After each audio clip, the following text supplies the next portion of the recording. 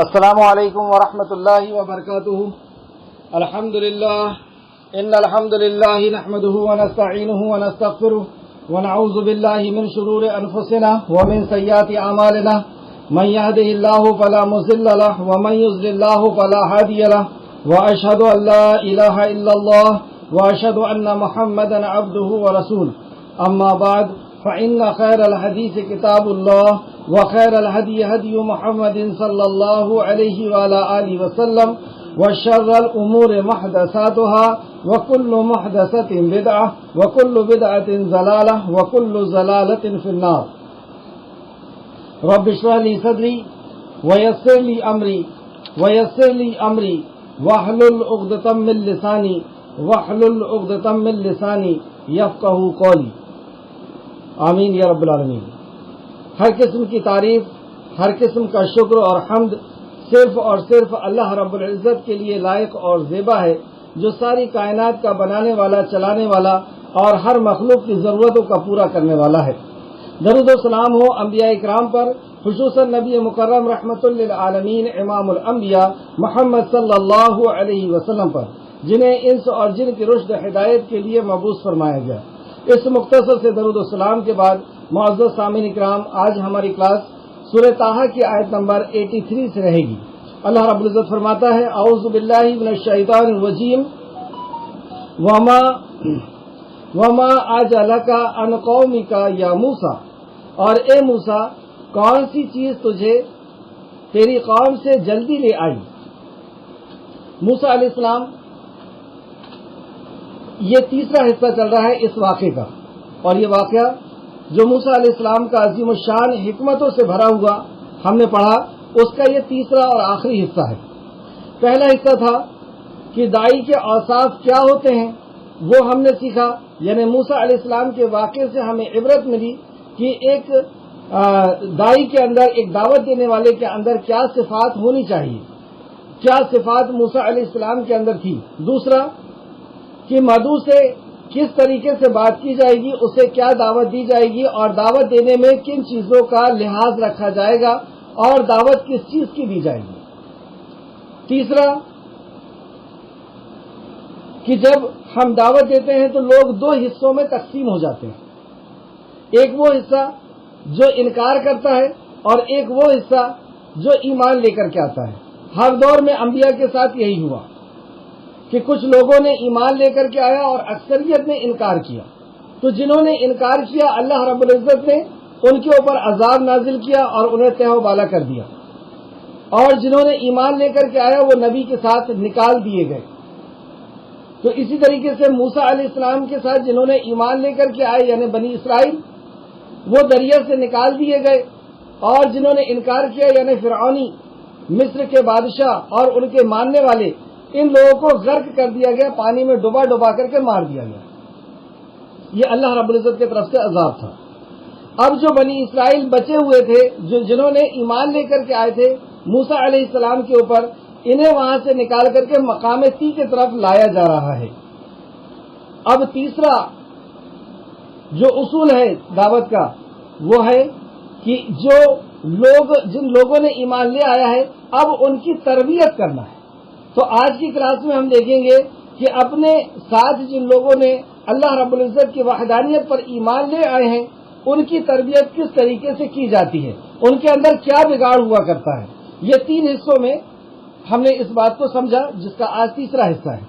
بنی اسرائیل جب بچا لیے گئے، اس پانی سے نکال دیے گئے، اس دریا سے، اور فرعونی ڈوب گئے، یہ ان کی خوشی کا دن تھا، یہ ان کے اوپر بہت بڑا انعام اور اکرام تھا اللہ رب العزت کا، جو دوسری جگہ اللہ نے فرمایا یا بنی اسرائیل اذکروا نعمتی التی انعمت علیکم، جو سورہ بقرہ کے اندر ہم پڑھ کر کے آئے ہیں۔ تو یہ ان کے اوپر بہت بڑا انعام تھا۔ یہ 10 محرم کا دن تھا، عاشورے کا دن تھا، اور اس دن یہودی روزہ رکھتے ہیں۔ اس تعلق سے ایک حدیث جو امام بخاری اور مسلم دونوں نے لے کر کے آئے ہیں، امام بخاری رحمۃ اللہ علیہ نے ابن عباس رضی اللہ عنہ کی روایت کو بیان کیا ہے کہ رسول کریم صلی اللہ علیہ وسلم جب مدینہ میں تشریف لائے تو آپ نے دیکھا کہ یہودی عاشورے کے دن کا روزہ رکھتے ہیں۔ آپ نے ان سے اس کے بارے میں پوچھا تو انہوں نے جواب دیا کہ اس دن اللہ تعالیٰ نے موسیٰ علیہ السلام کو فرعون پر کامیابی عطا فرمائی تھی، یعنی اس دن فرعون کے ظلم ستم سے موسیٰ علیہ السلام بچائے گئے تھے، یعنی بنی اسرائیل بچائی گئی تھی، تو اس کی خوشی میں ہم روزہ رکھتے ہیں۔ تو نبی کریم صلی اللہ علیہ وسلم نے فرمایا موسیٰ علیہ السلام کے ہم زیادہ حقدار ہیں، لہذا مسلمانوں تم بھی روزہ رکھو۔ یہ اللہ کے نبی کا حکم، یہ مسلمانوں تم بھی روزہ رکھو۔ یہ بخاری شریف کی حدیث ہے، حدیث نمبر 4739، اور مسلم شریف 1130۔ اور ایک دوسری روایت میں ملتا ہے کہ تم یہودیوں کی مخالفت کرو، اور وہ ایک روزہ رکھتے ہیں تم 2 روزے رکھو، یعنی 9 کا اور 10 کا، 9 محرم اور 10 محرم، یہ سنت سے ثابت ہے۔ یہاں پر اللہ رب العزت فرماتا ہے آیت نمبر 83 کے اندر، وما اجلک عن قومک یا موسیٰ، اور اے موسیٰ کون سی چیز تجھے تیری قوم سے جلدی لے آئی؟ موسیٰ علیہ السلام جب دریا سے باہر نکلے اپنی قوم کو لے کر کے، اللہ رب العزت نے جو خشک راستہ بنا دیا تھا، تو راستے میں ایک قوم سے آپ کی ملاقات ہوئی، جس کا ذکر اللہ رب العزت نے سورہ اعراف آیت نمبر 138 کے اندر فرمایا ہے، 138 139۔ تو وہ قوم کو دیکھا کہ وہ لوگ ایک بت کی عبادت کر رہے ہیں، تو جو بنی اسرائیل تھی وہ موسیٰ علیہ السلام سے مطالبہ کرتی ہے۔ بتانے کا مقصد یہ کہ بنی اسرائیل کی کیفیت کیا تھی۔ ظاہری طور پر اسلام تو قبول کر لیے تھے، اللہ کو رب مان لیے تھے، موسیٰ علیہ السلام کو نبی مان لیے تھے، لیکن ایک عرصے دراز سے اس ماحول کے اندر رہ رہے تھے، فرعونیوں کے ماحول کے اندر، بت پرستی کے ماحول کے اندر، تو یہ چیز ایسی رچ بس جاتی ہے کہ بہت جلدی نکلتی نہیں، اور کچھ لوگ ایسے ہوتے ہیں جن کی بہت جلدی بھی نکل جاتی ہے۔ تو ہر قسم کے لوگ قوم کے اندر پائے جاتے ہیں۔ تو یہ لوگ کیونکہ اس معاشرے کے اندر کئی سالوں سے، صدیوں سے رہ رہے تھے، پیڑھی در پیڑھی رہ رہے تھے، تو وہ چیزیں، وہ رسم و رواج ان کے جیسے گھٹی کے اندر مل گیا تھا۔ جیسے آج ہم لوگ بھی دیکھتے ہیں کہ مسلمان ہیں لیکن نام بدل بدل کر کے وہی سارے کام کر رہے ہیں، ایک طرف چادر ہے، ایک طرف چنی ہے، ایک طرف پرشاد ہے، اور ایک طرف تبرک ہے، اور ایک طرف منت ہے، اور ایک طرف فلاح ہے۔ تو یہ چیزیں بس نام اور بدل گئے ہیں، لیکن چیز ساری کی ساری وہی۔ تو یہ بتانے کا مقصد ہے کہ ان کے اندر کتنے بگاڑ تھے اور ان کی تربیت کیسی کی گئی، کیونکہ دائی کے اندر یہ ایک بہت اہم پہلو ہوتا ہے جس کو ہم نظر انداز کرتے ہیں۔ آج کے دور کے وقت کے کچھ لوگوں کے تعلق سے میں بتا رہا ہوں، ورنہ جو لوگ سمجھدار ہیں، جو علم رکھتے ہیں، وہ اس چیز پر پورا فوکس کرتے ہیں کہ سب سے پہلے اپنی اوصاف، کہ ہمارے اندر کیا کوالٹی ہونا چاہیے، کیسا علم ہونا چاہیے، کیسا ایمان، کیسا یقین، کیسی اطاعت اور کیسا توکل ہونا چاہیے اللہ رب العزت کی ذات پر۔ پھر اس کے بعد دائی مدعو سے کس طریقے سے بات کی جائے گی، جس کو ہم دعوت دے رہے ہیں اس سے کس انداز میں بات کی جائے گی، کیسا لہجہ ہوگا اور کس چیز کی دعوت دی جائے گی، اور وہ کیا سوال کرے گا تو اس کو نظر انداز کرنا ہے، کس سوال کے جواب کا دینا ہے، کیا چیز اس کے لیے زیادہ ضروری ہے، تو دائی کو کس طریقے سے مدعو سے بات کرنا ہے۔ اور تیسرا، جو اصلاح جس کی ہو گئی ہے، جس نے حق بات کو قبول کر لیا ہے، اب اس کی تربیت کرنا ہے اسی انداز کے ساتھ، کبھی نرمی کے ساتھ، کبھی جوش کے ساتھ ان کی تربیت کرنا ضروری ہے۔ تو تربیت کے لیے ہم نے پہلا کل ایک واقعہ دیکھا کہ دریا کے پاس یہ لوگ آ گئے ہیں، موسیٰ علیہ السلام اور بنی اسرائیل دریا کے سامنے ہیں، اور دوسرے طرف بحر قلزم نام ہے اس دریا کا، تو بحر قلزم کے سامنے یہ لوگ آ گئے ہیں، اور دوسرے طرف فرعون بھی پیچھے سے آ رہا ہے۔ تو بنی اسرائیل کیا کہتے ہیں، اے موسیٰ تم نے ہمیں پھنسا دیا، پیچھے فرعون ہے، سامنے یہ دریا، اب ہم کہاں جائیں، تم اور تمہارے رب لڑ لو۔ تو یہ ان کی کیفیت تھی، کیونکہ ان کی تربیت ہوئی نہیں تھی۔ اب دوسری کیفیت میں آپ کو بتا رہا ہوں کہ یہ جب وہاں سے نکلے، جس کا نقشہ اللہ رب العزت نے سورہ اعراف آیت نمبر 138 اور 139 میں لیا ہے۔ آیت کا ترجمہ اس طرح ہے، اللہ فرماتا ہے تو وہ وہ ایسے لوگوں کے پاس جا پہنچے جو اپنے بتوں کے لیے مجاور تھے، مطلب ایسی قوم کے پاس سے ان کا گزر ہوا جو بتوں کے مجاور بننا، یعنی ان کے سامنے بیٹھے رہنا اور ان سے ہی حاجت اور ان سے ہی منت کرنا، اور وہاں پہ بیٹھے رہ کر کے انہیں بہت اچھا لگتا تھا۔ تو انہوں نے یہ چیز دیکھا تو کہنے لگے، بنی اسرائیل موسیٰ علیہ السلام سے کہنے لگے کہ اے موسیٰ، جیسے ان لوگوں کے معبود ہیں ہمارے لیے بھی ایک معبود بنا دے، مطلب جیسے ان لوگوں کے معبود ہیں کہ یہ اس کے ذریعے سے اللہ رب العزت سے مانگتے ہیں، ایسی ہمارے لیے بھی کوئی بنا دے تاکہ ہم اس کے ذریعے سے اللہ سے مانگیں۔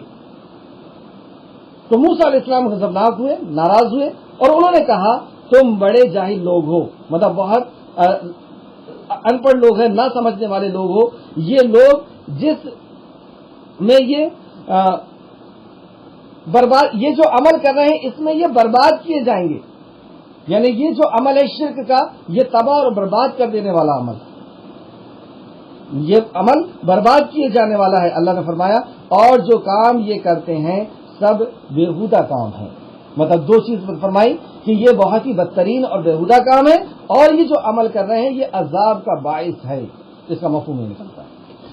تیسرا، جب یہ مقام طی پر پہنچ گئے، وہاں سے نکلنے کے بعد مطلب ان کو ڈانٹا گیا کہ ایسی چیز نہیں کہنا، ایسی بات نہیں کہنا۔ جب یہ مقام طی پر پہنچ گئے، یعنی ایسی جگہ پر، یعنی مصر سے باہر نکل چکے ہیں اور فلسطین ابھی پہنچے نہیں ہیں جو ان کا اصل وطن ہے، جو اصل ان کی رہائش گاہ ہے، وہاں نہیں پہنچے ہیں۔ راستے میں اللہ رب العزت نے انہیں روکا ہے، جس جگہ کا نام طی ہے، مقام طی جس کے نام سے جانا جاتا ہے۔ تو وہاں پر انہیں بھوک بھی لگ رہی ہے، پیاس بھی لگ رہی ہے، پانی بھی نہیں ہے، اور دھوپ بھی لگ رہی ہے، کوئی چھت بھی نہیں ہے۔ تو ان لوگوں نے اس چیز کا مطالبہ کیا۔ تو ہونا کیا چاہیے تھا کہ جیسے ہر قوم کے ساتھ ہوتا چلا آ رہا ہے کہ تم لکڑیاں کاٹ کر کے یا کسی بھی چیز سے اپنا چھت بناؤ، گڈھا کھود کر کے پانی نکالو، یا کسی ندی سے پانی لے لو، کنواں کھود لو، یا اور کھانے کے لیے کھیتی کرو، اور اس سے جو غلہ نکلے گا، اس سے جو سبزیاں نکلے گی وہ کھاؤ۔ یہ سسٹم ہے اللہ رب العزت کا۔ لیکن اللہ رب العزت نے انہیں انعام سے نوازا، کیونکہ ان کے ساتھ ایک مقصد جڑا ہوا تھا۔ کیونکہ جب بھی کوئی قوم کسی کے ظلم سے باہر آتی ہے یا آزاد ہوتی ہے، کسی کے آدین تھی اور اب وہ اس سے آزاد ہو گئی، اب ایک نیا ملک وجود میں آیا۔ اگزامپل کے طور پہ کسی ملک کے اوپر کسی دوسرے ملک نے قبضہ کر لیا، اب وہ ملک آزاد ہو گیا، یعنی لڑ کر کے ان سے اپنے حق کو انہیں آزاد دی۔ تو اس قوم کے لیے سب سے زیادہ ضروری کیا چیز ہوگی؟ اس قوم کے لیے سب سے زیادہ اور سب سے پہلی ضرورت یہ ہوگی، یعنی جب کوئی نیا دیش وجود میں آیا ہے، تو ان کا ایک نیا دیش وجود میں آیا تھا، کیونکہ یہ بنی اسرائیل فرعون کے ظلم ستم سے باہر آ چکے تھے مصر سے، اور مقام طی پہ آ چکے تھے۔ ان کے لیے سب سے پہلی چیز یہ ضروری تھی کہ ان کا زندگی گزارنے کا طریقہ کیا ہوگا، جس کو ہم لوگ سمویدھان بھی کہتے ہیں۔ سمویدھان حالانکہ ایک چھوٹا لفظ ہے، پورا زندگی گزارنے کا طریقہ، صبح سے لے کر کے شام تک، کس نے کیا جرم کیا تو اس کو کیا سزا دی جائے گی، کس کو کہاں جیل میں رکھا جائے گا، کتنا رکھا جائے گا، اور عبادت کیسے کی جائے گی، نکاح کیسے کیے جائیں گے، ماں باپ اور رشتے داروں کے ساتھ کیسے کیا جائے، یہ پورا زندگی گزارنے کا طریقہ، اس کی ضرورت سب سے پہلے پڑتی ہے۔ تو موسیٰ علیہ السلام کو اللہ رب العزت نے کوہ طور پہ بلوایا 30 راتوں کے لیے، اور پھر ان راتوں کو بڑھا کر کے اللہ نے 40 راتیں کر دی۔ اب وہاں سے ان کو کتاب دی جانے والی تھی، یعنی زندگی گزارنے کا طریقہ، تو اس زندگی گزارنے کے طریقے کو انہیں سیکھنا تھا، اس پر عمل کرنا تھا، اور پوری دنیا کے اندر اس پیغام کو، یا جہاں تک اللہ رب العزت چاہتا تھا اس پیغام کو پہنچانا تھا۔ یہ ان کی ذمہ داری تھی۔ تو اللہ رب العزت نے انہیں فیسلٹی دی۔ کیا فیسلٹی دی؟ اللہ نے من اور سلوہ اتار دیا کہ اب تمہیں کھانا بنانے کی ضرورت نہیں، کھیتی کرنے کی ضرورت نہیں ہے۔ اللہ رب العزت کی طرف سے یہ ریڈی میڈ کھانا آئے گا، جس کی تفسیر ہم پہلے پڑھ چکے ہیں کہ اس کو کس کس طریقے سے یہ لوگ استعمال کرتے تھے۔ دوسرا، اللہ رب العزت نے کنواں نہیں کھدوایا اور نہر کے پاس جانے کا نہیں کہا۔ ایک پتھر تھا، اللہ رب العزت نے کہا اے موسیٰ اس کے اوپر اپنی لاٹھی مار دیجیے۔ جیسی موسیٰ علیہ السلام نے لاٹھی ماری تو وہ پتھر کے چاروں طرف سے جھرنے نکلنا شروع ہو گئے۔ یہ ایک بہت بڑا معجزہ تھا، اور وہ جھرنے ایک دو نہیں 12 جھرنے نکلے۔ کیونکہ یہ 12 قبیلے تھے، بنی اسرائیل کے 12 قبیلے تھے، اور ہر قبیلے نے اپنا گھاٹ یعنی اپنا پانی لینے کی جگہ کو ڈھونڈ لیا تاکہ ان کے آپس میں اختلاف نہ ہو پانی لینے میں۔ اور تیسرا، بادل کا سایہ اللہ رب العزت نے ان کے اوپر پہنچا دیا، یعنی چھت اللہ رب العزت کی طرف سے ریڈی میڈ بنا کر کے پہنچا دی۔ اب یہ ساری چیز ہو گئی، اور اللہ رب العزت نے موسیٰ علیہ السلام کو کوہ طور پر بلایا 30 راتوں کے لیے، بعد میں 40 رات کی۔ تو موسیٰ علیہ السلام نے کچھ وہاں کے سرداروں کو لے کر کے کوہ طور کی طرف جانے لگے، لیکن جانے کے پہلے آپ نے ایک بہت عظیم کام کیا، اور وہ کام یہ تھا کہ موسیٰ علیہ السلام نے ہارون علیہ السلام کو اپنا پرتینیدھی بنا کر کے چھوڑا کہ میرے بعد تمہیں میری قوم کا خیال رکھنا ہے، جیسے سورہ آراف کی آیت نمبر 142 میں اللہ رب العزت نے بیان کیا، جس کو ہم تفصیلاً پڑھ کے آ چکے ہیں۔ یاد دہانی کے لیے ایک بار پھر سے دیکھتے ہیں سورہ آراف آیت نمبر 142۔ موسیٰ علیہ السلام نے ہارون علیہ السلام سے کہا، میرے طور پر جانے کے بعد تم میری قوم میں میرے جانشین ہو، یعنی میرے بعد میرا کام تمہیں سنبھالنا ہے اور ان کی اصلاح کرتے رہنا ہے، اور شریروں سے یعنی نافرمانوں سے راستے پر نہیں چلنا ہے، یعنی نافرمانوں کے راستے پر تم کو نہیں چلنا ہے، شرارتیوں کے راستے پر، شریروں کے راستے پر تم کو نہیں چلنا ہے، اور میرے بعد تم میرے جانشین ہو، یعنی میرا کام تمہیں سنبھالنا ہے اور ان کی اصلاح کرتے رہنا ہے۔ یہ موسیٰ علیہ السلام نے اپنا کام ہارون علیہ السلام کو دے کر کے اور کوہ طور پر گئے تھے۔ اس سے 2 نقطے بہت اہم پتہ چلے کہ تھوڑے سے وقت کے لیے جا رہے ہیں، لیکن اس تھوڑے سے وقت میں بھی کیونکہ یہ نئے نئے اسلام کے اندر آئے تھے، انہیں آزاد نہیں چھوڑ رہے،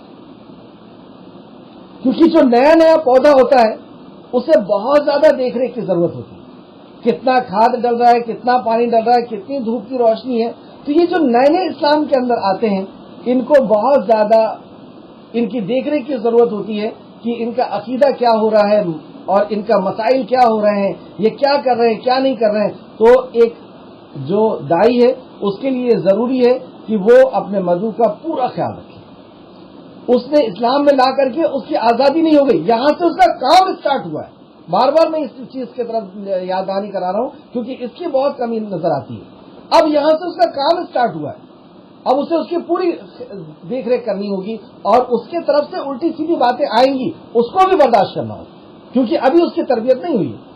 بہرحال ایک نقطہ یہ پتہ چلا کہ اتنے دیر کے لیے بھی کسی پرتیندھی کو، کسی جانشین کو آپ نے چھوڑ کر کے گئے۔ نبی کریم صلی اللہ علیہ وسلم بھی جب اس دنیا سے تشریف لے جا رہے تھے تو لے جانے کے پہلے کیا کسی کو جانشین بنایا تھا؟ آپ حجۃ الوداع میں سارے صحابہ کے سامنے کہتے ہیں کہ میرا دین تمہارے پاس امانت ہے، اس وقت تک جب تک تم اسے پہنچا نہ دو، جو غائب ہے، جو حاضر ہے، وہ غائب تک پہنچا دو۔ اس حدیث پہ غور کریں آپ، میرا دین تمہارے پاس امانت ہے، تو یہ آرڈر ہر کسی کے لیے نہیں، جس کے پاس دین ہے اس کے لیے آرڈر ہے، کیونکہ جو صحابہ تھے ان کے پاس دین تھا، علم تھا، معرفت تھی، شجاعت تھی، ایمان، یقین اور عمل کی بنیاد تھی ان کے پاس۔ قل ہذہ سبیلی ادعو الی اللہ علی بصیرۃ انا ومن اتبعنی، کہ میرا کام یہ ہے کہ میں لوگوں کو اللہ کی طرف بلاتا ہوں، اور وہ لوگ بھی جو میرے متبعین ہیں، علی بصیرۃ، بصیرت کے ساتھ بلاتے ہیں، یعنی میں بھی بصیرت کے ساتھ اور میرے ساتھی بھی بصیرت کے ساتھ بلاتے ہیں۔ تو یہ صحابہ بصیرت والے تھے۔ بصیرت کیا ہوتی ہے؟ وحی الہی کا علم، ایمان کی بنیاد کے اوپر اس پر عمل۔ وحی الہی کا علم، ایمان اور عمل، یہ صحابہ کے پاس تھا، اور نبی مکرم نے ان کو ہی خطاب کر کے کہا تھا کہ میرا دین تمہارے پاس امانت ہے اس وقت تک جب تک لوگوں تک نہ پہنچا دو۔ تو کیا یہ صرف صحابہ کے لیے آرڈر تھا؟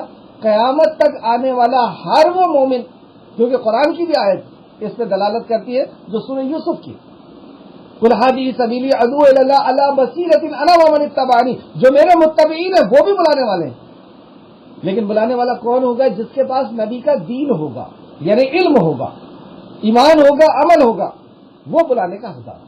تو ہمارے پاس الحمدللہ علم ہے، اللہ کا کلام ہم سیکھ رہے ہیں، توحید ہم جان رہے ہیں، رسالت ہم جان رہے ہیں، آخرت ہم جان رہے ہیں، تو ہم اس کے جانشین ہوئے۔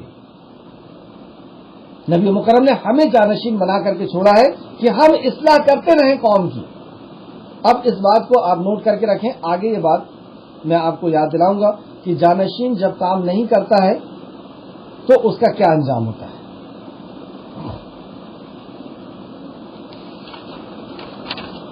اب موسیٰ علیہ السلام اپنے کچھ ساتھیوں کو لے کر کے یعنی قوم کے سرداروں کو لے کر کے کوہ طور پر جا رہے ہیں. اب ظاہر سی بات ہے کہ جو ذوق اور شوق موسیٰ علیہ السلام کے اندر تھا کہ میں اللہ رب العزت سے خطاب کرنے کے لیے جلدی سے پہنچ جاؤں, اللہ کا کلام مجھے جلدی سے مل جائے. کلام کرنے کے لیے جا رہے تھے نا, تو اللہ سے کلام کا جو ذوق اور شوق تھا وہ تو کمال پر تھا. اور اللہ کی وحی کا علم حاصل کرنا, اس کو لینا, اس کی جو طلب تھی موسیٰ علیہ السلام کے اندر, ویسی تو نہیں ہو سکتی. تو آپ ان کو چھوڑ کر کے جلدی جلدی پہنچ گئے اور اس جگہ میں پہنچ گئے جس جگہ کا وعدہ تھا, جہاں پہ اللہ رب العزت نے خطاب کرنا تھا. یہ جلدی پہنچ گئے, قوم کو پیچھے چھوڑ دیے, مطلب یہ جو بھی سردار جا رہے تھے ان کو پیچھے چھوڑ دیے. تو اللہ رب العزت نے سب سے پہلے خطاب یہیں سے شروع کیا اور اللہ فرماتا ہے اعوذ باللہ من الشیطان الرجیم, آیت نمبر 83, وما اجلک عن قومک یا موسیٰ, اے موسیٰ کون سی چیز تجھے تیری قوم سے جلدی لے آئی, کیوں آ گیا جلدی موسیٰ تو, وہ ساتھ میں آ رہے تھے, ساتھ میں لے کر کے آتا. تو اس کا جواب موسیٰ علیہ السلام کتنا پیارا دیتے ہیں. اس نے کہا, یعنی موسیٰ علیہ السلام کہتے ہیں وہ لوگ میرے پیچھے ہی ہے میرے آقا, اللہ وہ لوگ میرے پیچھے ہی آ رہے ہیں, اور اے میرے رب میں تیرے طرف جلدی کی تاکہ تو راضی ہو جائے. میں اس لیے جلدی سے آ گیا تاکہ تو راضی ہو جائے, یعنی تجھ سے کلام کرنے کی جلدی تھی, تیرا کلام سیکھنے کی جلدی تھی, تیرا کلام کو جاننے کی جلدی تھی. اور یہ جو جلدی ہوتی ہے تجھ سے کلام کرنے کی, تیرے کلام کو سیکھنے کی, جاننے کی, اس جلدی سے اللہ راضی ہوتا ہے, یہ پتہ چلا ہے. ہمیں کتنی جلدی ہوتی ہے قرآن سیکھنے کی, قرآن کو جاننے کی. وہ بھی وہی تھی, وہ توریت تھی, اس کے بعد اب قرآن آیا, انجیل آئی, اس کے بعد قرآن آیا.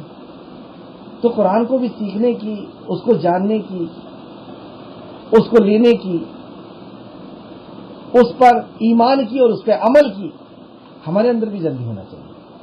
یہ نقطہ یہاں سے ملا. تو موسیٰ علیہ السلام وہاں پہ بہرحال جلدی پہنچ گئے. اللہ نے فرمایا, اب اللہ رب العزت نے جو 30 راتوں کے لیے بلایا تھا, پھر 40 راتیں بھی کی, تو وہاں پر ایک اور بات تھی کہ ان 30-40 راتوں تک دن اور رات ان کو وہاں روزہ رکھنا تھا, اور روزہ رکھیں گے اور اس کے بعد اللہ رب العزت انہیں توریت عطا فرمائے گا. کیا حکمت ہوگی اس میں, اللہ رب العزت ہی بہتر جانتا ہے. رمضان المبارک بھی جس میں قرآن کا نزول ہے اور جس میں ہم لوگ قرآن پڑھیں گے روزہ رکھ کر کے, کیا اس کے اندر حکمتیں ہیں, اللہ رب العزت اس کا بہتر جانتا ہے. آیت نمبر 85, اللہ نے فرمایا چنانچہ بے شک ہم نے تیرے بعد تیری قوم کو آزمائش میں ڈال دیا اور انہیں سامری نے گمراہ کیا. دو بات, اللہ نے آزمائش میں ڈالا اور سامری نے گمراہ کیا. تو یہ جو بدعتی دائی ہوتے ہیں, مشرک دائی ہوتے ہیں اور یہ شرک پھیلاتے ہیں, یہ اللہ کی طرف سے اصل میں اللہ نے ان کو چھوٹ دیے نا, اس لیے تو پھیلا رہے ہیں. تو یہ اللہ ہمیں آزماتا ہے کہ کون کون بندے شرک کی طرف, بدعت کی طرف مائل ہو جاتے ہیں اور کون اللہ کے دین پر مضبوطی سے رہتے ہیں. تو اس لیے کہا اللہ رب العزت نے کہ ہم نے انہیں آزما لیا اور انہیں سامری نے گمراہ کیا. سامری نے کیسے گمراہ کیا؟ سامری ایک شخص ہے, وہ یہ کہتا ہے کہ موسیٰ آنے میں لیٹ اس لیے ہو گئے کیونکہ اللہ ناراض ہے. اچھا کیسے ناراض ہے؟ کیونکہ یہ سرداروں میں سے تھا, وہاں اس کی پوچھ گچھ تھی, اس کی لوگ بات مانتے تھے. تو سامری نے کہا کہ دیکھو اللہ ناراض اس لیے ہے کیونکہ تم نے فرعونیوں کے زیورات تمہاری عورتوں نے پہنے ہیں, فرعونیوں کے زیورات تمہاری عورتوں نے پہنے ہیں اور اللہ اس لیے ناراض ہے. تو تم اپنی عورتوں کے وہ زیورات کو لا کر کے یہاں پہ رکھو, ہم اس کو پگھلا دیں گے اور اس سے کوئی چیز بنائیں گے. تو ان لوگوں نے لا کر کے وہاں پر رکھ دی. اس طریقے سے اس نے گمراہ کیا. آگے ہم دیکھتے ہیں کہ کیا بات ہوئی. تو موسیٰ علیہ السلام اپنی قوم کے طرف غضبناک ہو کر کے لوٹے. تو اس نے سامری نے سارے کے زیورات لے لیے اور ان زیورات کو پگھلا کر کے, کیونکہ یہ وہاں تو مزدوری کرتے ہی تھے, فلا فلا چیزیں بنانا ان کا کام ہی تھا. تو اس کو پگھلا کر کے اور اس میں جبرائیل علیہ السلام فرعونیوں کو عذاب دینے کے لیے جس گھوڑی پر بیٹھ کے آئے تھے انسان کی شکل میں، تو گھوڑی کے ٹاپ کی دھول اٹھا کر کے وہ بھی اس میں ڈالا اور ایک ایسا بچڑا بنایا کہ جس میں سے آواز نکلتی. جیسے آپ دیکھیں گے شنکھ کو جب کان پہ لگائیں گے آپ تو اس میں سے آواز نکلتی ہے. کیوں آواز نکلتی ہے؟ کیونکہ ایک طرف سے ہوا داخل ہوتی ہے دوسری طرف سے نکلتی ہے تو ایک آواز پیدا ہوتی ہے. اسی طریقے سے اس بچڑے کے اندر پیٹ میں جگہ خالی چھوڑی گئی تھی تو ایک طرف سے ہوا جاتی تھی دوسری طرف سے نکلتی تھی تو ایک آواز پیدا ہوتی. تو وہ آواز کیونکہ ان کے لیے چمتکار تھا، ان کے لیے بالکل نئی چیز تھی، تو اس چمتکار کو دیکھ کر کے یہ لوگ اس کی عبادت کرنے لگے. اب بنی اسرائیل اس میں ملوث ہو گئی. تو اللہ رب العزت نے موسیٰ علیہ السلام کو خبر دی کہ آپ یہاں پر آ گئے ہیں، جلدی آ گئے ہیں. آپ کی قوم میں ایک شخص ہے جس کا نام سامری ہے اور اس نے آپ کی قوم کو گمراہ کیا ہے. اس بات کو سن کر کے موسیٰ علیہ السلام کا کیا ریئیکشن رہا وہاں پر وہ اللہ رب العزت نے ذکر کیا. تو موسیٰ اپنی قوم کی طرف غضبناک ہو کر غمگین لوٹا. تو موسیٰ علیہ السلام غضبناک ہوئے، انہیں غصہ آیا اور وہ غمگین بھی ہوئے کہ یہ کیا کر رہے ہیں. جس رب نے انہیں فرعون کے ظلم ستم سے بچایا اس کے ساتھ یہ ایسا کر رہے ہیں، اس کا حق دوسرے کو دے رہے ہیں. اور غصہ بھی آیا کہ یہ میری قوم کیا کر رہی ہے. اب موسیٰ علیہ السلام جب وہاں سے لوٹ کر کے آئے تو یہ واقعہ ہم سورہ آراف میں پڑھ کر کے آ چکے ہیں. سورہ آراف آیت نمبر 150 میں بھی آپ دیکھ سکتے ہیں. تو موسیٰ 150 کے آس پاس بھی دیکھ سکتے ہیں، پورا واقعہ ہم نے پڑھا. تو موسیٰ علیہ السلام اب جب وہاں سے لوٹ کر کے آئے تو یہ جب اللہ نے کہا تھا تو اتنا زیادہ غصہ نہیں آیا تھا، لیکن جب اپنی آنکھ سے دیکھا تو بہت زیادہ غضبناک ہوئے. اس میں سے نبی کریم صلی اللہ علیہ وسلم نے بھی فرمایا کہ آنکھ سے دیکھی ہوئی اور کان سے سنی ہوئی چیز میں فرق ہوتا ہے.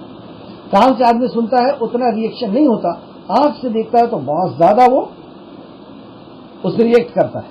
تو موسیٰ علیہ السلام نے جب اپنی قوم کو دیکھا کہ وہ بچڑی کی عبادت کر رہے اور دوسرے بھی جرم ان کے اندر آ گئے، شراب پی رہے ہیں، فلاں کر رہے ہیں، فلاں کر رہے ہیں، تو جب پہاڑ سے لوٹے تو بہت زیادہ غصے میں آئے. اور غصے میں آ کر کے آپ نے 3 لوگوں کی خبر لی. سب سے پہلے 3 لوگوں کی خبر لی. پہلے کس کی لی یہ اس میں بحث نہیں ہے ابھی.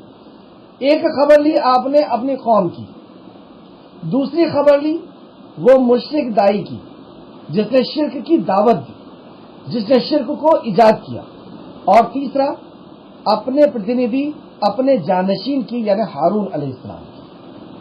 اب یہ تینوں کی خبر کس انداز میں لیتے ہیں؟ سب سے پہلے اس سورہ کے اندر، سورہ طٰہٰ کے اندر آپ اپنی قوم کے پاس پہنچتے ہیں اور کہنے لگے اے میری قوم، اے میری قوم، کیا تمہارے رب نے تم پر اچھا وعدہ نہ کیا تھا؟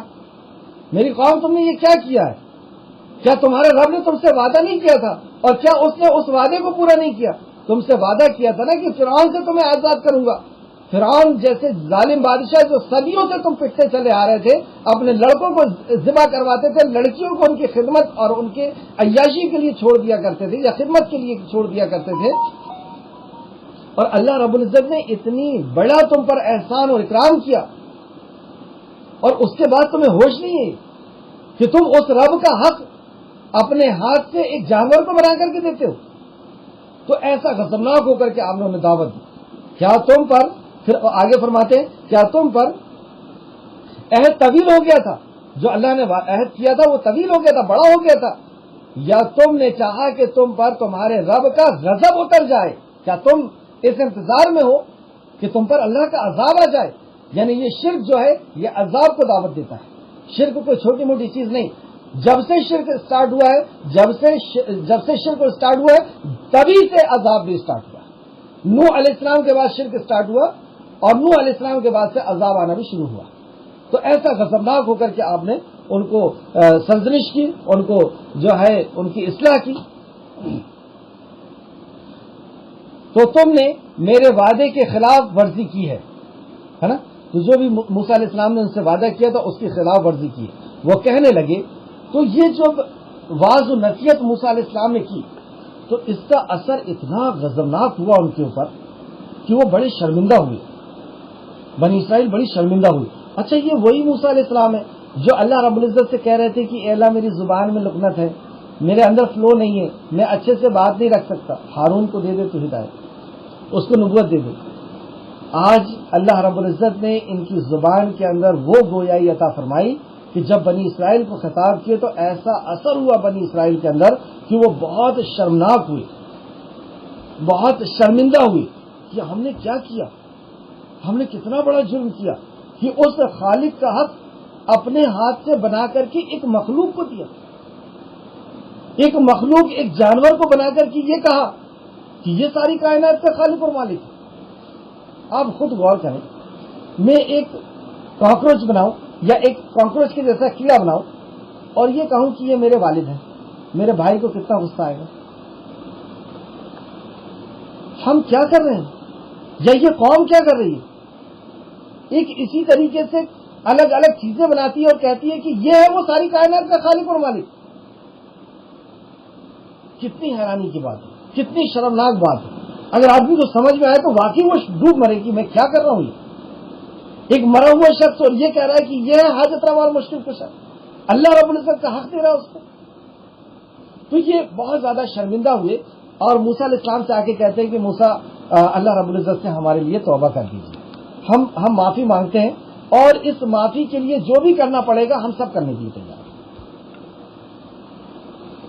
ہم جو بھی کرنا پڑے گا تیار۔ موسیٰ علیہ السلام نے اللہ سے دعا کی تو اللہ رب العزت نے بھی وہی نازل فرما دی کہ جا کر کے بنی اسرائیل کو کہو کہ میں اس وقت معاف کروں گا جب یہ آپس میں ایک دوسرے کو کاٹیں گے، لڑیں گے تلوار سے اور قتل کریں گے۔ کتنا ان کے اندر پچھتاوا تھا یا اپنے کیے ہوئے کتنی شرمناک تھے کہ یہ دو گروپ میں ہوئے اور ایک دوسرے کو کاٹنا، تلوار چلانا شروع کر دی۔ لوگ کٹنے لگے اور جو کٹنے لگے وہ شہداء کا درجہ پانے لگے، اور یہ چیز دیکھ کر کے موسیٰ علیہ السلام کو بڑا افسوس ہونے لگا کہ ایسے میں تو میری پوری قوم کٹ پٹ کر کے ختم ہو جائے گی۔ تو موسیٰ علیہ السلام بھی رو رو کر کے اللہ رب العزت سے دعا کرنے لگے کہ اللہ معاف کر دے، اللہ معاف کر دے۔ پھر اللہ رب العزت نے وہی نازل کیا کہ ٹھیک ہے اب یہ کاٹا ماری کا معاملہ ختم کیا جائے۔ آپ غور کریں، اگر ایسی کوئی شریعت ہمارے لیے آ جاتی کہ جب تمہیں توحید سمجھ میں آئے اور تمہیں پچھتاوا ہو کہ ہم نے شرک کر لیا تھا، تو شرک کی معافی تب ہوگی کہ تم اپنا ایک ہاتھ کاٹ دو، بدعت کی معافی تب ہوگی کہ جب تم ایک انگلی کاٹ لو، جو تم نے حرام کام کیے ہو اس کی معافی تب ہوگی کہ جب تم فلاں چنگلی کو کاٹ لو۔ کرتے تھے ہم؟ کیا ایسے ہوش میں آئے ہم لوگ کہ اللہ اب کچھ بھی ہو جائے تیرے سے توبہ کرنے کے لیے کچھ بھی قربانیاں دینا پڑے، دوستی کی قربانی دینا پڑے، دکانوں کی قربانیاں دینا پڑے، رشتہ داریوں کی قربانیاں دینا پڑے، اور شادیوں کی قربانیاں دینا پڑے کہ فلاں شادی میں وہ نہیں بلائے گا، فلاں دیکھ کر کے تھوکے گا، فلاں دیکھ کر کے منہ موڑے گا، اب کوئی بھی قربانی دینا ہو ہم سب قربانی دینے کے لیے تیار ہیں۔ ہوا ایسا جگر؟ ہم بنی اسرائیل کو بڑی بدتمیز قوم کہہ کر کے پکارتے ہیں بار بار۔ آپ دیکھیں یہ کیسی قوم تھی، مطلب اس معاملے میں آج کے اس دور میں آج کا جو مسلمان ہے وہ تو ان سے بھی زیادہ گیا گزرا نظر آ رہا ہے کہ بنی اسرائیل اتنے حد تک جا کر کے انہوں نے توبہ کیا، اپنے رب کو راضی کیا۔ ہمیں کیا کہتا ہے ہمارا خالق؟ ہاتھ کاٹنے کا، انگلی کاٹنے کا نہیں کہتا۔ ہمارا خالق تو ہمیں اتنا آسان کر دیا کہ امت محمدیہ، آخری نبی مکرم صلی اللہ علیہ وسلم نے فرمایا آخری رات میں تمہارا خالق اور مالک آسمان دنیا پر آتا ہے اور وہ خود اعلان کرتا ہے کہ کیا ہے کوئی مجھ سے معافی مانگنے والا کہ میں اسے معاف کر دوں، کیا ہے کوئی مجھ سے سوال کرنے والا کہ میں اس کا سوال پورا کروں، کیا ہے کوئی مجھ سے کچھ مانگنے والا کہ میں اسے دے دوں۔ اور ہم گھراٹے مار کر کے سو رہے ہیں کہ تو بولتا رہے اور بولتے بولتے چلا جا، ہمیں کوئی ضرورت نہیں ہے تیری۔ ایسے عذاب میں گرفتار ہونے کے بعد، عذاب پہ عذاب آنے کے بعد ہم بے حس قوم ہے، بے حس، اور یہ قوم اسی لائق ہے کہ اسے اس طریقے سے عذاب دے کر کے انہیں ختم کر دیا جاتا ہے، وہ بالا کر دیا جاتا ہے۔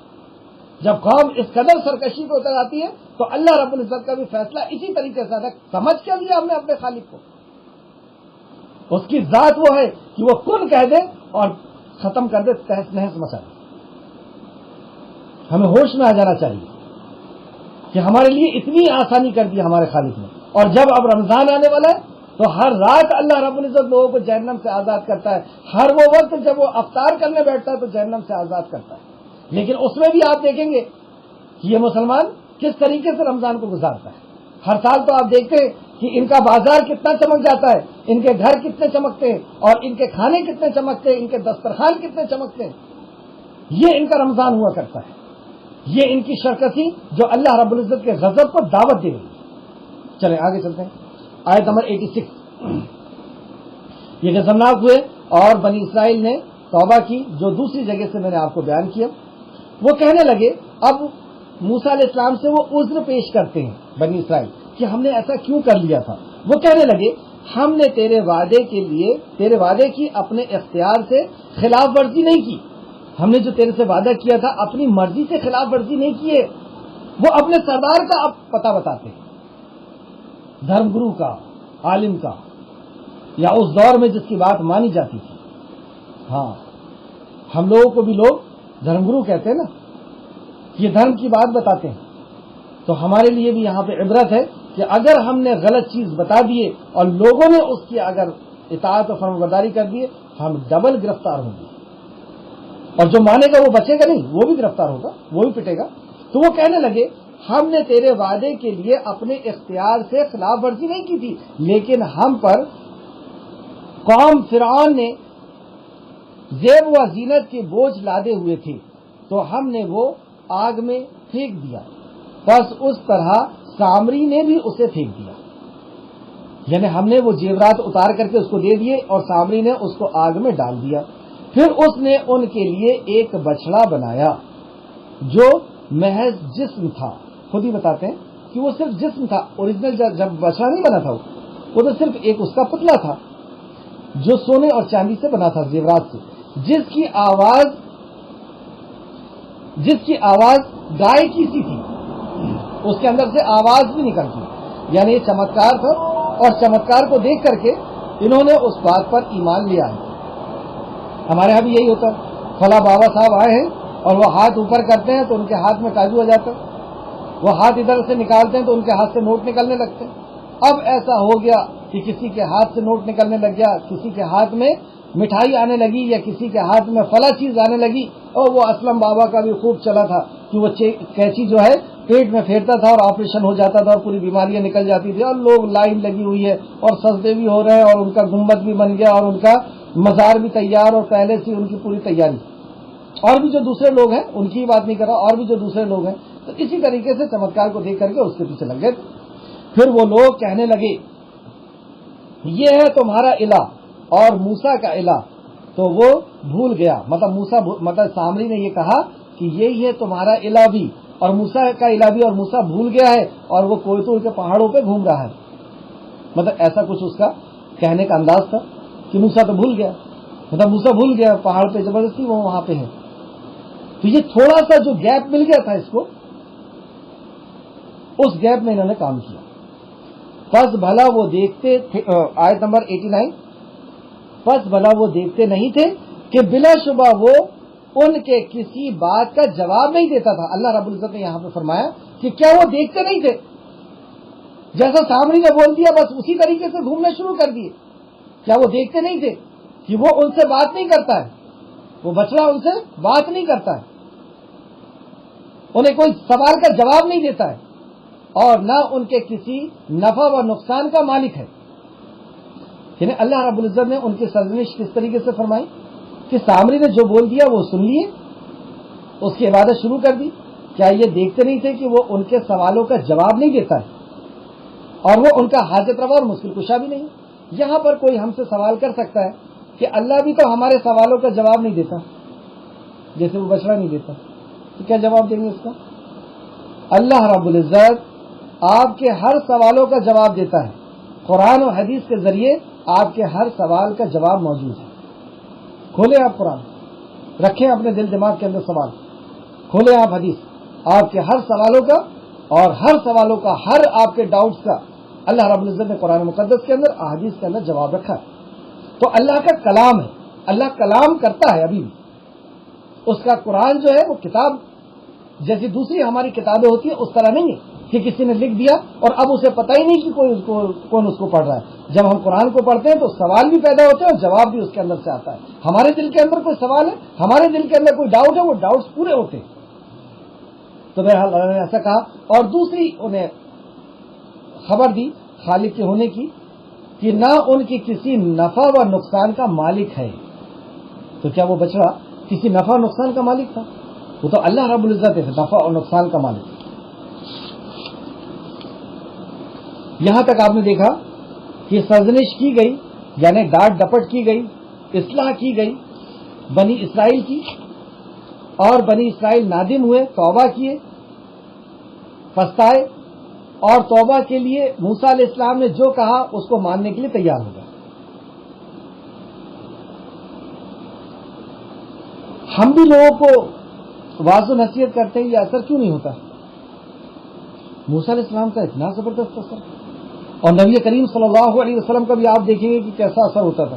صحابہ کرام کا بھی بہت زبردست اثر ہوتا تھا. ایک ایک دیش کے اندر ایک ایک صحابی جاتے تھے اور پورے دیش کے لیے کافی ہو جاتے. کیا تھا ایسا؟ یہ ہے بصیرت کی کمی, وحی کا علم, ایمان اور عمل کی بنیاد. یہ تین چیز کی جب ہمارے اندر کمی ہوگی تو ہماری زبان سے نکلنے والی جو باتیں ہیں اس کے اثرات بھی کم ہو جائیں. جب بات علم سے نکلتی ہے تو سامنے والے کے علم میں ٹکراتی ہے, یعنی دماغ سے نکلتی ہے دماغ میں ٹکرا جاتی ہے, اور جب دل سے نکلتی ہے تو دل میں ٹکراتی ہے. جب ایمان سے بات نکلے گی تو وہ اس کو بھی ہلا دے گی, انسان کو بھی ہلا دے گی. اور یہ کب ہوگا؟ جب ہمارے پاس وحی کا علم ہوگا, اس پر ایمان ہوگا اور اس پہ عمل ہوگا. تو یہ اس طریقے سے موسیٰ علیہ السلام اپنی قوم کی تربیت کر رہے ہیں ہر دور میں, پانی کے پاس بھی, سمندر کے پاس بھی, پھر راستے میں بھی, اور یہاں پر بھی آپ نے تربیت کی, انہیں ٹھیک کیا. اب آگے آئے آپ آیت نمبر 90. اور بلا شبہ اس کے پہلے ہارون نے ان سے کہا تھا. اب اللہ رب العزت نے ہارون علیہ السلام کے بارے میں پہلے سے بتا رہا ہے اللہ رب العزت کہ ہارون علیہ السلام کو جو جانشین بنا کر کے گئے تھے تو ہارون علیہ السلام خاموش نہیں بیٹھے تھے. ہارون علیہ السلام نے پوری جدوجہد, پوری دعوت کی تھی, پوری ان کو روکنے کی کوشش کی تھی, یہاں تک کہ یہ ان کے جان کے پیاسے ہو گئے تھے, ان کو ختم کر دینا چاہتے تھے. اس حد تک ہارون علیہ السلام نے ان کو دعوت دی تھی اور ان کو اصلاح کی تھی. ہارون علیہ السلام بیٹھ نہیں گئے تھے جیسے ہم لوگ بیٹھ گئے کہ اس قرآن کے اوپر خود جیسے سانپ بیٹھ جاتا ہے کسی چیز کے اوپر گمٹی مار کر کے, نہ خود سیکھے گا نہ دوسرے کو سکھائے گا. ہم ایسے بیٹھ گئے اس کے اوپر کہ نہ خود سیکھیں گے نہ دوسرے کو سکھائیں گے, نہ خود اس کو پڑھیں گے نہ کسی دوسرے کو پڑھنے دیں گے. کوئی ہم سے مانگتا بھی ہے تو دینے کو بھی تیار ہے. ایسے نہیں تھے ہارون علیہ السلام نے. اور ہارون علیہ السلام کی گواہی خود خالق کے کائنات میں دے دی کہ ہارون علیہ السلام کس طریقے سے دعوت کام کر رہے تھے. آیت نمبر 90 دیکھیں, اور بھی دوسری جگہ. اور بلا شبہ اس کے پہلے ہارون نے ان سے کہا, اے میری قوم, یقیناً اس کے ساتھ تم آزمائے گئے ہو, یعنی اس بچڑے کے ساتھ تم آزمائے گئے ہو, مت کرو اس کی عبادت, مت مانو سامری کی بات. یعنی اس طریقے سے ہارون علیہ السلام نے ان کو سمجھایا تھا. اور یقیناً تمہارا رب رحمان ہے. رحمان کی صفت لائی جا رہی ہے کہ تمہارا رب رحمان ہے. انہیں یاد دلایا جا رہا ہے کہ رحمان نے تم پر رحم کیا, جس رحم سے تم یہاں نکل کر کے آئے ہو فرعون کے چنگل سے, فرعون کے قید سے تمہیں نکال کے لایا. یہ رحمان کا رحم تھا. کیا تھا تم نے بھی تو خوب اللہ رب العزت کی نافرمانی پہ نافرمانیاں کی تھی, اسی لیے فرعون کے دل سے تمہاری عظمت نکل گئی تھی اور وہ تم پر ظلم کرتا تھا. یہ تو رحمان کا رحم تھا کہ اس نے ہارون اور موسیٰ کو بھیج دیا اور ان کے ذریعے سے تمہیں ان سے آزاد کر دیا. تو کہا یقیناً تمہارا رب رحمان ہے, لہذا تم میری اتباع کرو اور میرے حکم کی اطاعت کرو. تم میری اتباع کرو اور میرے حکم کی اطاعت کرو. یہ دو چیز سے ہمیں کیا پتہ چلا کہ جب ہم نبی کی اطاعت اور ان کے حکم کی پیروی کریں گے تو اس کا فائدہ یہ ہوگا کہ اتحاد باقی رہے گا.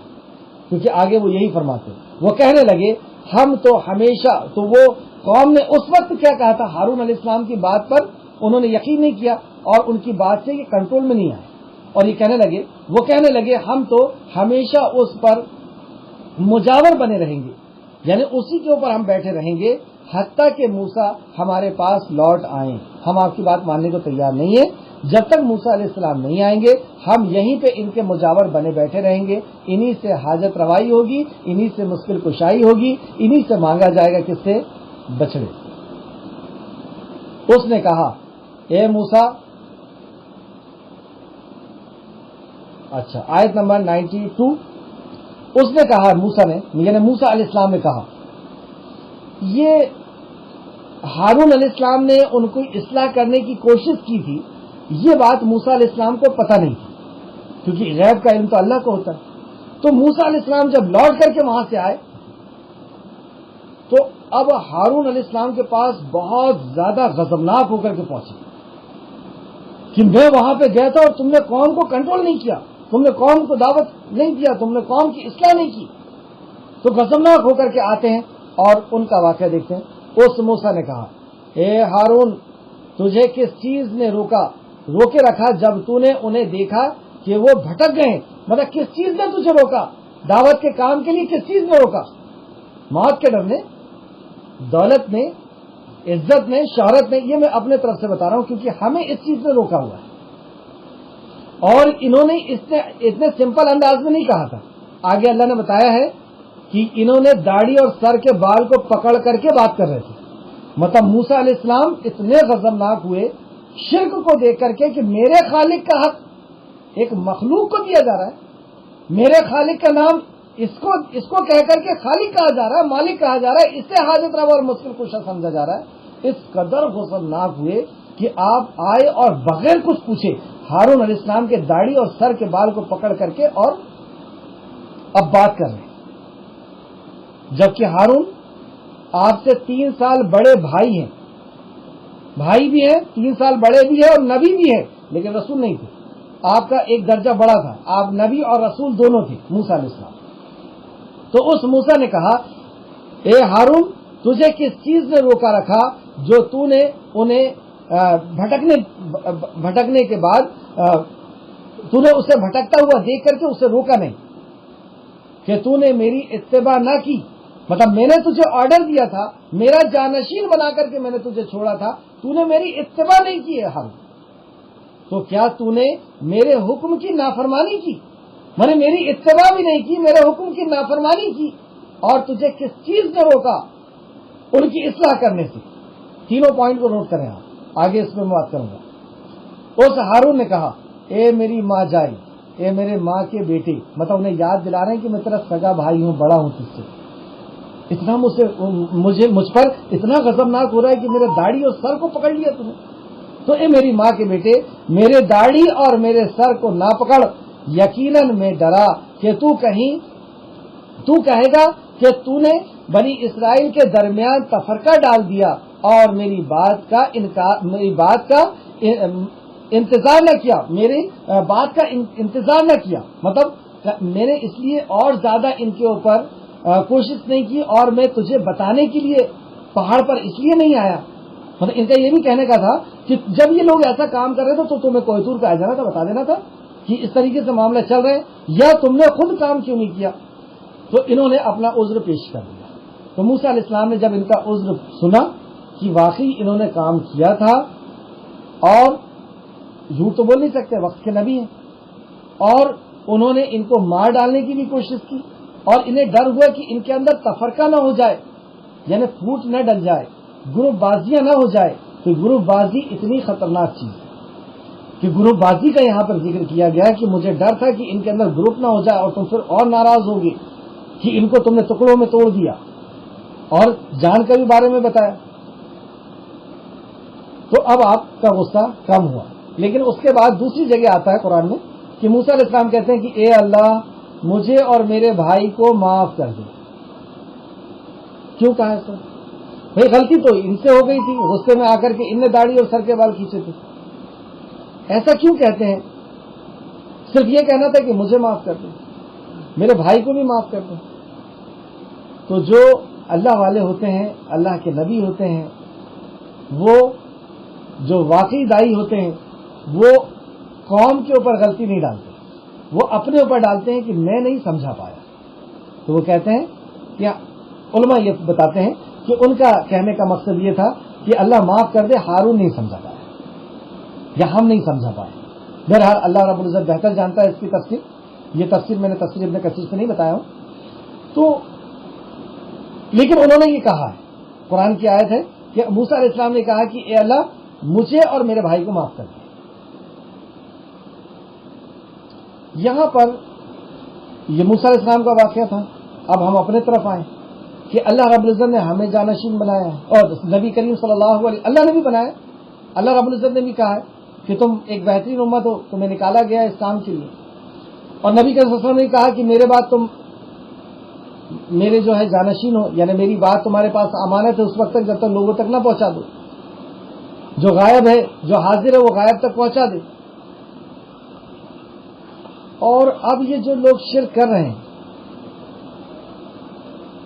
تو ان کو شرک سے روکنے میں ہمیں کس چیز نے روکا ہوا ہے؟ اب وہی 3 پوائنٹ. کس چیز نے روکا ہے؟ ہمیں ڈر ہے کہ ہماری عزت چلی جائے گی، ہمیں ڈر ہے کہ ہماری دولت، ہماری رشتہ داریاں چلی جائیں گی. دولت اور عزت، رشتہ داریاں، دوستیاں، نسب، خاندان، فلاں فلاں یہ چلا جائے گا، یہی ڈر ہے.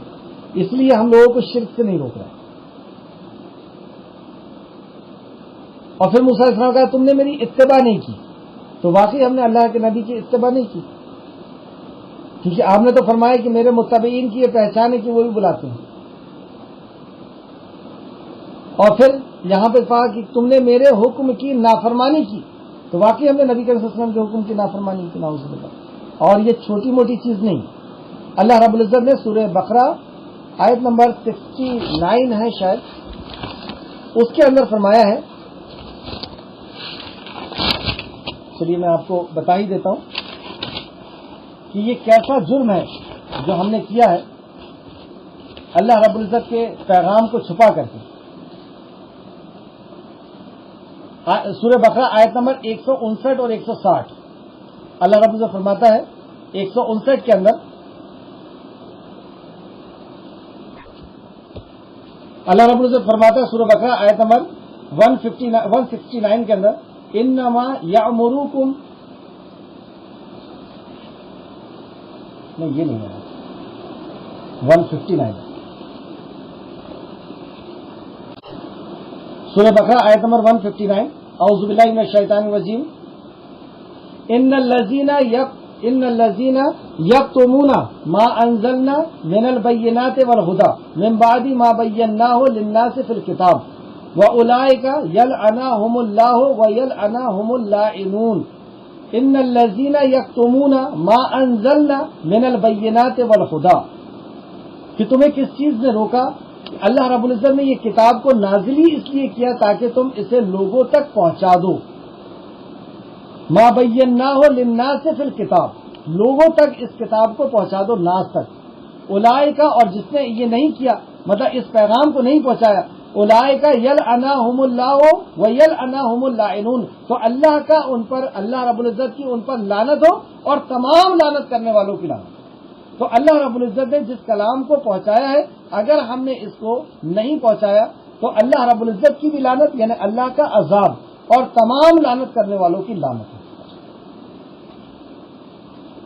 تو آج ہم لعنت کے مستحق ہو گئے کہ ہم نے اللہ کے کلام کو چھپایا جو اللہ نے لوگوں کے لیے نازل کیا. تو اللہ کا بھی عذاب آ گیا اور تمام لعنت کرنے والوں کی لعنت میں ہے. اب ہم کیا کریں؟ ہم ایسی زندگی میں پڑے ہوئے ہیں، کیا کریں؟ اللہ فرماتا ہے ان الذین، بے شک وہ لوگ جو لوگ تابوا، جو توبہ کرے، واصلحوا، اور اپنی اصلاح کر لے، وبینوا، اور بیان کر دے، مطلب بیان کر دے، کیا بیان کر دے؟ جو چھپائے ہیں وہ بیان کر دے، وبینوا، جو بیان کر دے، فاولئک اتوب علیہم، تو اللہ رب العزت کو وہ توبہ کرنے والا پائیں گے، وانا التواب الرحیم، اور اللہ توبہ قبول کرنے والا ہے. کیا پتہ چلا کہ اللہ رب العزت ہماری توبہ اس آیت کے مطابق اس وقت فرمائے گا کہ جب ہم توبہ کر لیں، اپنی اصلاح کر لیں اور جو چھپائے ہیں اس کو بیان کر دیں، تو اللہ فرماتا ہے کہ میں تمہاری توبہ قبول کروں گا. سورہ بقرہ آیت نمبر 160 سے ملتا ہے. چلیے ایک اور پوائنٹ کی طرف میں آپ کی نظر پہنچانا چاہوں گا کہ موسیٰ علیہ السلام اس قدر غضبناک کیوں ہوئے. ہم بھی تو شرک کو دیکھتے ہیں, اپنے ہر 10 قدم پر شرک ہوتا ہے, ہمارے اندر ایسا غصہ کیوں نہیں آتا؟ اور بھی انبیاء کو ہم دیکھ سکتے ہیں. نبی کریم صلی اللہ علیہ وسلم کا شرک کو دیکھ کر کے کیا حال تھا. سورہ کہف آیت نمبر 6 کے اندر اللہ نے فرمایا فلا اللہ کا باقی النفس کا اللہ آثارہم ان لم یؤمنوا بہذا الحدیث اسفا. فلا اللہ کا باقی النفس کا اللہ آثار, کیا اپنے نفس کو آپ ہلاک کر لیں گے اگر وہ اس کلام پر ایمان نہیں لائیں گے؟ تو یہ نبی مکرم کا حال تھا. سورہ نوح کے اندر نوح علیہ السلام کا واقعہ میں اللہ رب العزت نے فرمایا کہ نوح علیہ السلام نے 950 سال دن اور رات اللہ رب العزت کے طرف لوگوں کو بلاتے رہے. اس لیے زکریا علیہ السلام 3 دن کے لیے آپ کو یہ کہہ دیا گیا ہے کہ آپ کسی سے کلام نہیں کر سکیں گے, لیکن محراب سے نکل کر کے اور اشارے سے دعوت دینا. یوسف علیہ السلام کا حال دیکھیں آپ کہ وہ کس قدر کی جیل کے اندر ہیں, جیل کی ٹینشن ہے اور الزام اتنا بڑا ہے, لیکن اس کے بعد بھی اپنے جیل کے ساتھیوں کو دعوت دیتے ہیں.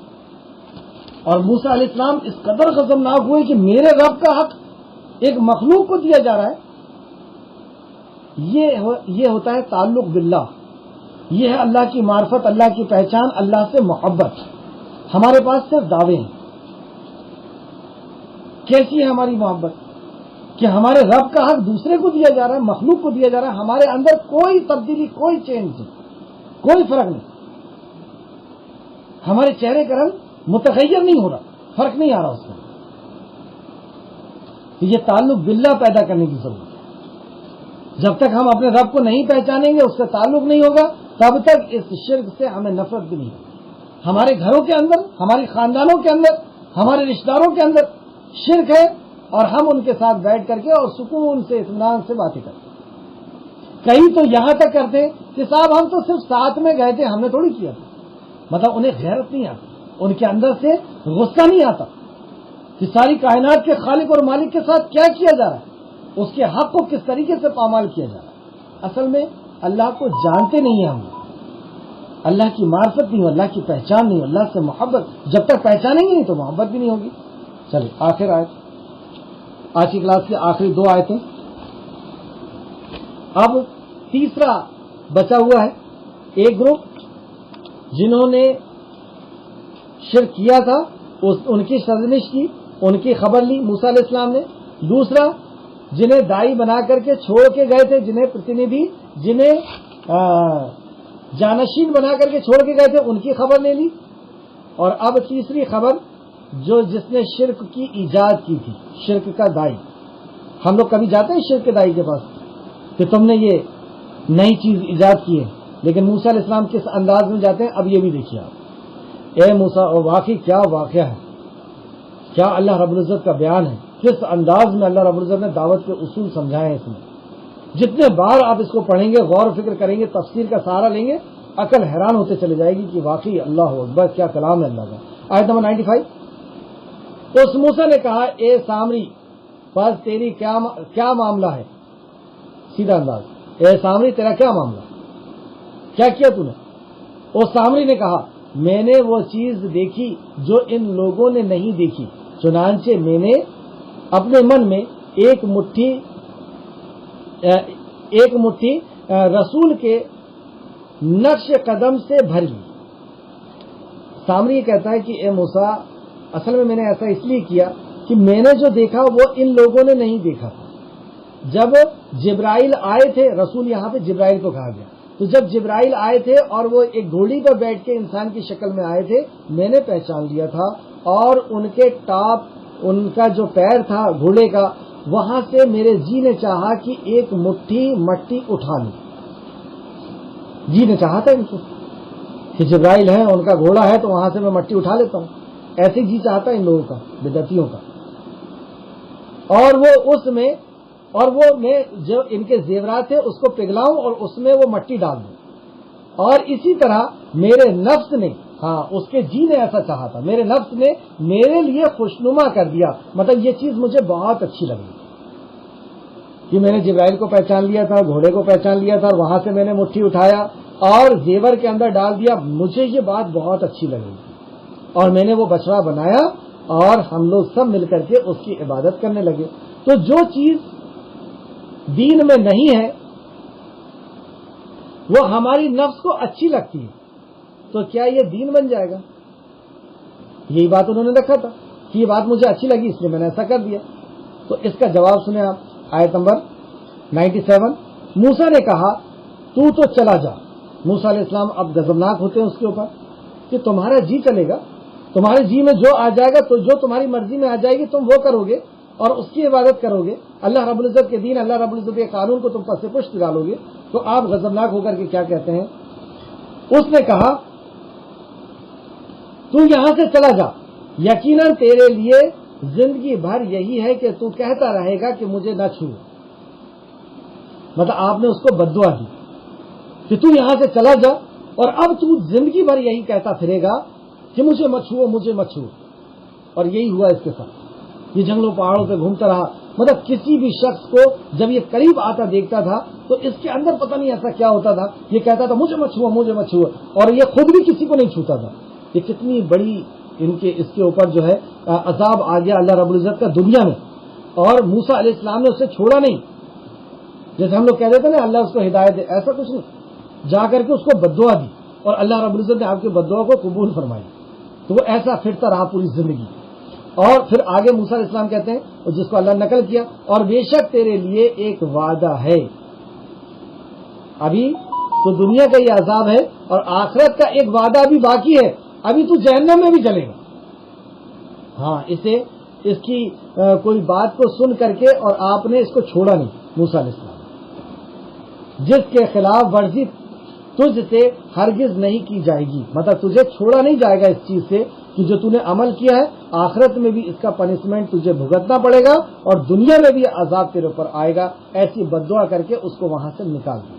اور تو اپنے معبود کی طرف دیکھ جس پر تو مجاور تھا. اب جا تو اپنے معبود کی طرف جس کو تو نے حاجت روا اور مشکل کشا سمجھا تھا, لوگوں کی عبادت کرواتا تھا اس سے. جا اب بچوا لے اس سے, دنیا میں بھی بچ جا اس سے کہے کہ میرے اوپر جو عذاب آیا مجھے بچا لے, اور آخرت میں بھی تو اس سے کہنا کہ مجھے میرے اوپر جو عذاب آیا بچا لے. تو اور تو اپنے معبود کی طرف دیکھ جس پر تو مجاور تھا, یعنی تو جس کے اوپر جم کر کے بیٹھ گیا تھا. البتہ ہم اسے ضرور جلا دیں گے.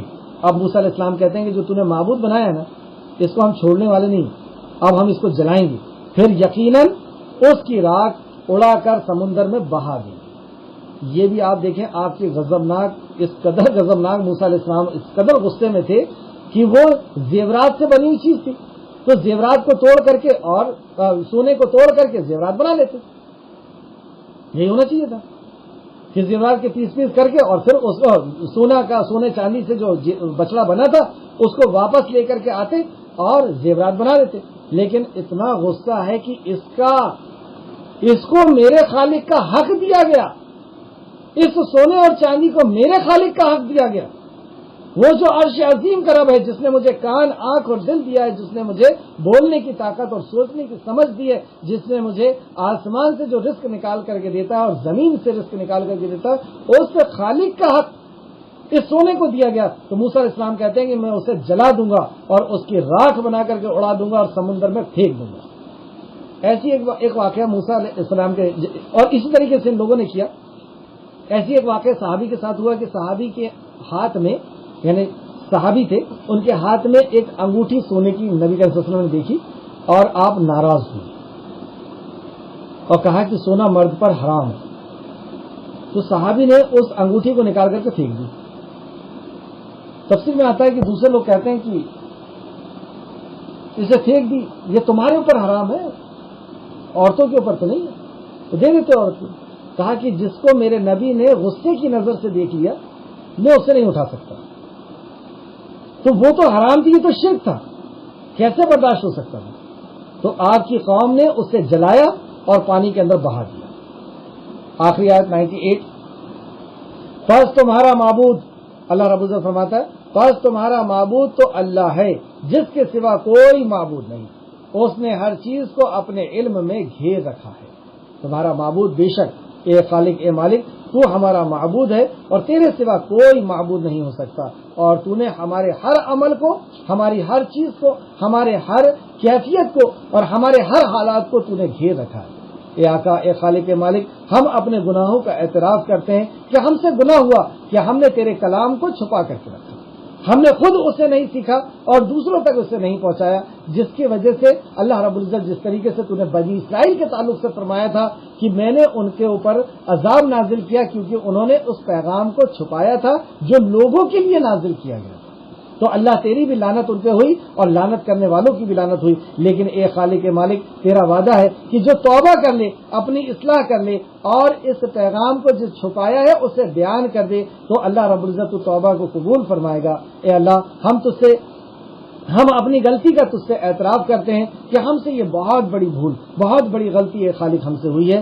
ہم اب اس کلام کو سیکھیں گے، ہم اس پر ایمان لائیں گے، اپنی اصلاح کریں گے، اپنے اندر وہ صفات پیدا کریں گے جو داعی کی صفت ہے، اور اس پیغام کو تیرے لوگوں تک پہنچائیں گے، کیونکہ یہ پیغام کے پہنچنے سے ہی لوگ شراب، جوا، چوری، مرڈر اور زنا اور ایسے جتنے بھی کرائم ہیں ان سارے کرائم سے اس کلام کو پڑھ کر کے، اس کلام کو سیکھ کر کے، اس کلام کو جان کر کے ہی بن سکتے ہیں۔ اے اللہ ہمیں اس کی توفیق عطا فرما اور ہمارے اوپر جو عذاب ہے اس عذاب سے ہمیں نجات عطا فرما۔ اے اللہ ہم سب پریشان ہیں، ہر کوئی پریشان ہے کہ اس عذاب سے، اے اللہ یہ تیرے حکم سے آیا ہے، اور اے اللہ تیری ذات وہ ہے کہ تو حکم دے دے، کن کہہ دے تو یہ ساری چیز ختم ہو جائے گی۔ اے اللہ ہر چیز تیرے حکم کی محتاج ہے۔ اے اللہ ہم تجھ سے معافی مانگتے ہیں اور تجھ سے دعا کرتے ہیں، تجھ سے استغفار کرتے ہیں کہ اللہ اس پریشانی کو ہم پر سے دور کر دے۔ آمین یا رب العالمین۔ السلام علیکم ورحمۃ اللہ وبرکاتہ۔